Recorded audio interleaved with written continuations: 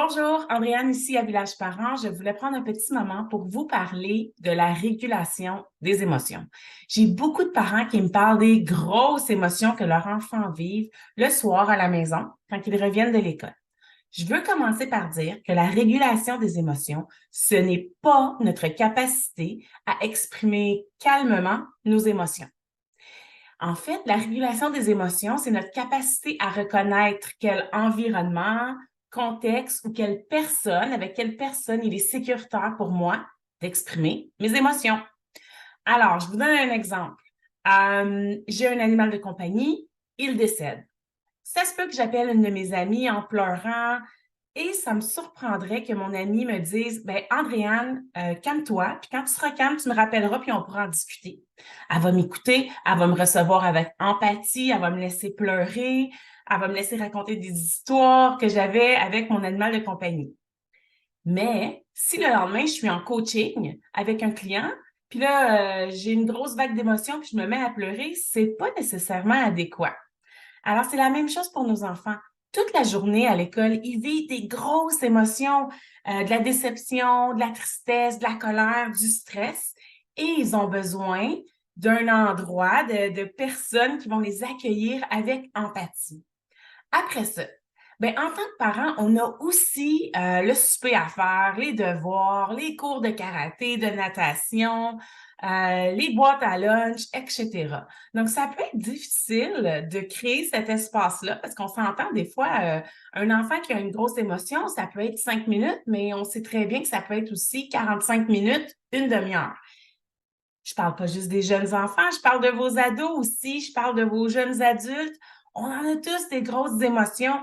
Après, c'est sûr qu'au fur et à mesure qu'on vieillit, ça va s'exprimer différemment. Mais des jeunes enfants, là, 12 ans et moins, qui vivent des grosses émotions, euh, on va souvent référer à faire le bacon par terre. Il y a l'équivalent chez les ados aussi. C'est normal. Alors, on sait que ça va arriver. C'est quoi notre plan de match pour les accueillir, puis pour faciliter ça avec toutes les choses qu'on a quand même à faire? 3 petits trucs pour vous ce matin. Premièrement, faites-vous un plan de match. Vous le savez que ça va arriver. Est-ce que c'est possible s'il y a une journée qu'on sait que c'est plus stressante ou si on a des cours après l'école le soir?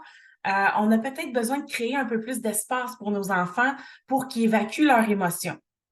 Donc, est-ce que je peux faire de la préparation de repas la fin de semaine, puis avoir un repas qui est presque tout prêt ou qui est plus facile à faire cette journée-là? Est-ce que cette journée-là, ben peut-être qu'on achète le lunch si c'est possible, comme ça on a quelque chose de moins à faire. C'est quoi notre plan de match? C'est quoi nos ressources? Deuxième, parce que nous, quand on était enfant, souvent quand on avait des grosses émotions, on était reçus par nos parents avec des va dans ta chambre, puis quand tu seras calme, ben tu viendras puis on en discutera. Ce qui fait que maintenant, en tant que parent, quand on voit nos enfants avoir des grosses émotions, on a l'impression qu'il faut les sauver. C'est dangereux. En fait, on n'a pas appris à réguler nos émotions en tant qu'enfant, on a appris à les refouler.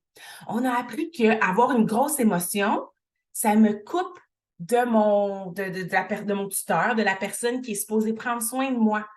Alors, quand on voit nos enfants qui font le bacon à terre, ça vient créer toutes sortes de tensions à l'intérieur de nous. Est-ce qu'on peut prendre une petite, vraiment, même pas une minute, 30 secondes, on se ferme les yeux, on prend une grande respiration quand on voit la tension monter chez notre enfant, puis juste reconnaître où dans mon corps je ressens la tension. Moi, c'est beaucoup dans le cou. Je ne sais pas pour vous, je suis curieuse. Si vous voulez me dire où est-ce que vous ressentez ça, juste de faire ça, on retourne dans notre cœur aussi, mais dans notre corps. Et ça peut calmer notre système nerveux, puis faire en sorte qu'on peut créer cet espace-là pour recevoir la grosse émotion de notre enfant.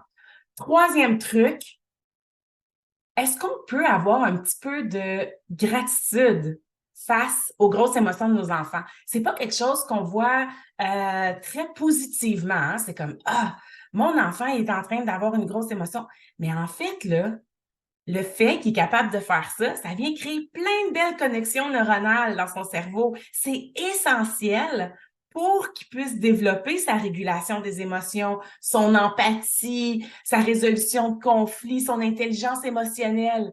Fait que quand on voit ça, au lieu de se dire comme Ah, est-ce qu'on peut faire comme Oh yes! Il est en train d'arriver plein de belles choses dans son cerveau qui vont l'aider plus tard. Mais si on peut faire ça, on est capable d'avoir un peu plus d'empathie puis de l'accueillir avec plus d'empathie au lieu d'être frustré puis énervé par ce comportement-là. J'espère que ça va vous aider, que ça va amener un petit peu plus de calme parmi le chaos dans votre semaine.